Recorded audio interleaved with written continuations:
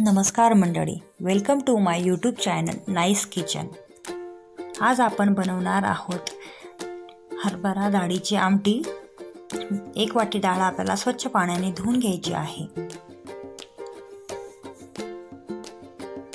हरभऱ्याची डाळ ही आपण स्वच्छ पाण्याने धुवून घेतलेली आहे।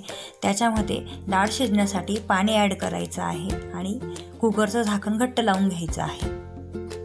कुकरच्या 3 शिट्ट्या होऊ द्यायच्या आहेत, जेणेकरून डाळ चांगल्या प्रकारे शिजली जाईल। आता आपण काळा मसाला तयार करण्यासाठी 2 कांदे भाजून घेऊत, व्यवस्थित भाजून घेऊत। कांद्यांसोबतच आपण 1 टमाटा, 1 खोबऱ्याचा तुकडा देखील भाजून घेऊत। खोबऱ्याचा तुकडा थोडा भाजला गेलेला आहे, तो आता आपण साईडला काढून घेऊ।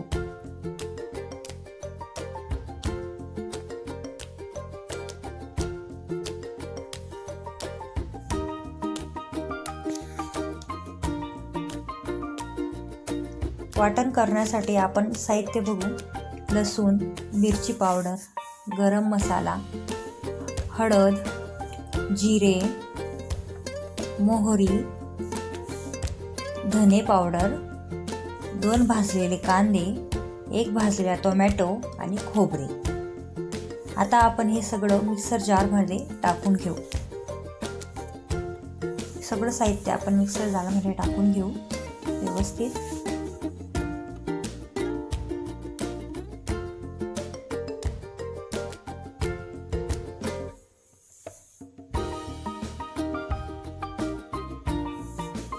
खोबऱ्याचे आपण बारीक काप करून घेऊ, जेणेकरून ते व्यवस्थित वाटले जाईल। आपण सगळं साहित्य हे मिक्सर जारमध्ये टाकून घेतलेलं आहे, त्याची पेस्ट बनवून घेऊ। सर्व साहित्य आता कढईमध्ये गरम तेल करून घेऊ आणि त्याच्यामध्ये आपण हे वाटण सोडू आणि मसाला व्यवस्थित भाजून घेऊ।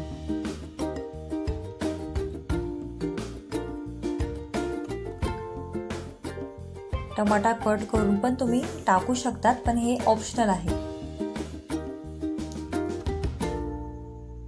मसाला व्यवस्थित भाजून घेऊ, व्यवस्थित चाळून पण घेऊ। तेल सुटेपर्यंत मसाला चाळून घेऊ। आपण आपल्या चवीनुसार मिरची पावडर, गरम मसाला हे टाकू शकतो, कमी जास्त। तुम्ही बघू शकतात मसाला किती छान प्रकारे भाजला गेलेला आहे। छान तेल सुटलेलं आहे आणि खमंग वास येत आहे।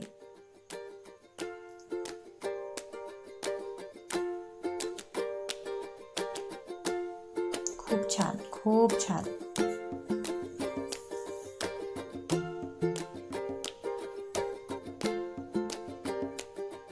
या ठिकाणी तुम्ही बघू शकतात किती छान तेल सुटलेलं आहे मसाल्याला, परफेक्ट भाजला गेलेला आहे। आता आपली डाळ ही शिजून गेलेली आहे, बघू शकतात तुम्ही।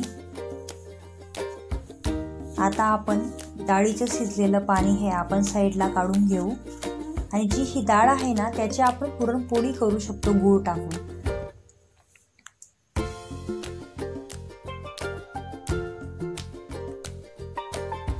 आता हे पाणी आपण फ्राय केलेल्या मसाल्यामध्ये सोडू हळूहळू।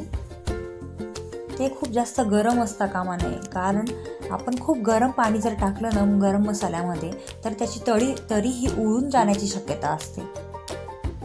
मी शक्यतोवर हे कोमट झाल्यावरच टाकत असते, जेणेकरून छान तरी येते आमटीला।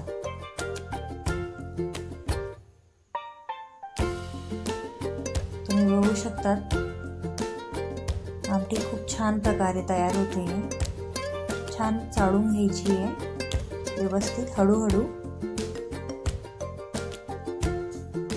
तुम्ही बघू शकतात आमटी किती छान प्रकारे ही तयार झालेली आहे। खूप सुवास दरवळतोय आमटीचा। तुम्ही बघू शकता तरी देखील खूप छान आलेली आहे आणि चवीनुसार मीठ ॲड करायचं आहे। तुम्ही बघू शकतात किती छान खानदेश स्पेशल आमटी ही तयार झालेली आहे।